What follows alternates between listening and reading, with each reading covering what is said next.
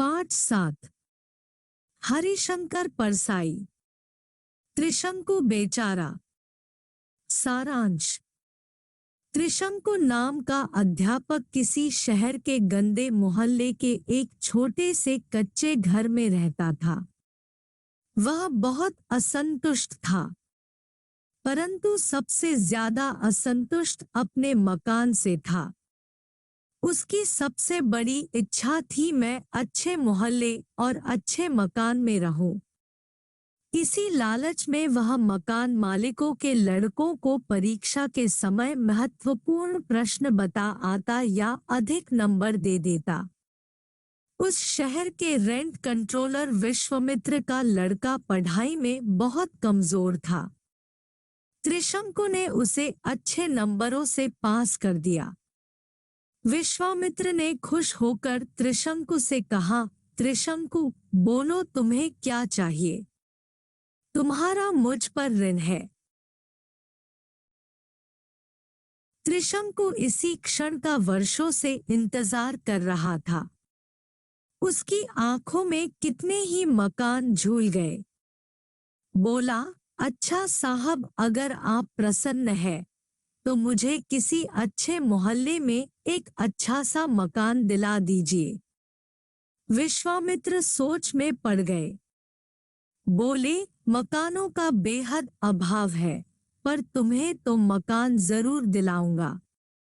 फिर विश्वामित्र ने फोन पर बात करके कहा कि शहर के सबसे सुंदर मोहल्ले स्वर्गपुरी, जिसे सिविल लाइंस भी कहते हैं, वहां इंद्रदेव, जो पहले लोक कर्म विभाग में इंजीनियर थे, के 15-20 मकान है।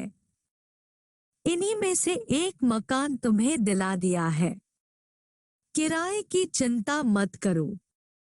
आज 31 तारीख है। यह मकान आज ही खाली कर दो और सामान लेकर सिविल लाइंस इंद्रदेव के पास पहुंच जाओ। वहां मकान मिलना बड़े सौभाग्य की बात है। त्रिशंकु दुविधा में पड़ गया। स्वर्गपुरी की दुनिया ही दूसरी थी। वहां के निवासी भिन्न थे। फिर शाम को एक ठेले पर सामान लदवाकर इंद्र जी के बंगले पर पहुंचा। इंद्र जी बगीचे में आराम कुर्सी पर लुढ़के माली को हिदायत दे रहे थे। बोला, आपको विश्वामित्र जी ने मकान के बारे में फोन किया था। मैं ही उस मकान में रहूंगा। इंद्रदेव उस फटेहाल त्रिशंकु पर चीखे, तू तू रहेगा? मेरे मकान में शरीफ आदमी रह सकता है। त्रिशंकु की स्कूली मास्टरी जाग गई। पूछा, तो यहाँ रहने के लिए क्या काबिलियत चाहिए? इंद्र ने कहा, भिखमंगे नहीं रह सकते। तुम्हारे पास मोटर है, ट्रांजिस्टर सेट है, रेफ्रिजरेटर है, सोफा सेट है। नहीं ना? तो तुमने यहाँ आने की हिम्मत कैसे की?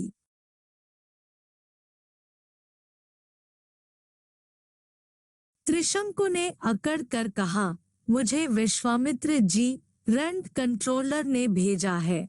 त्रिशंकु की बात काटकर इंद्र बोले, विश्वामित्र जैसों का बाप भी तुम्हें यहाँ नहीं बसा सकता। मेरे मकानों को अनाथालय समझ रखा है। विश्वामित्र को जब गाली पड़ गई तब त्रिशंकु ठेला वापस लेकर विश्वामित्र के घर पहुंचा और सारा वाकया बताया और कहा कि साहब, मैं वहां नहीं रहूंगा। वे लोग बड़े जंगली हैं। मैं उनके बीच में नहीं रहना चाहता। विश्वामित्र ने अब उसे गुस्से से देखा और कहा, तुम्हें वहां रहना होगा।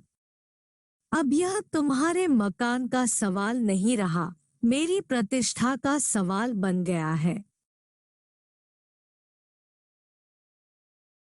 त्रिशंकु ने कहा, साहब, अब इस बात को छोड़िए। मैं वहां नहीं जाऊंगा। मैं तो अपने उसी मकान में रहूंगा। वह चलने को मुड़ा। विश्वामित्र ने कहा, मगर वहां कैसे रह सकते हो? वह मकान तो मैंने आज दूसरे को अलॉट कर दिया। त्रिशंकु की आंखों के सामने दुनिया थोड़ी देर तक गोलमोल घूमती रही। वह सड़क पर आया और ठेला लेकर धर्मशाला की तरफ चल पड़ा। तब से त्रिशंकु धर्मशाला में पड़ा है। इस वीडियो को अंत तक देखने के लिए धन्यवाद।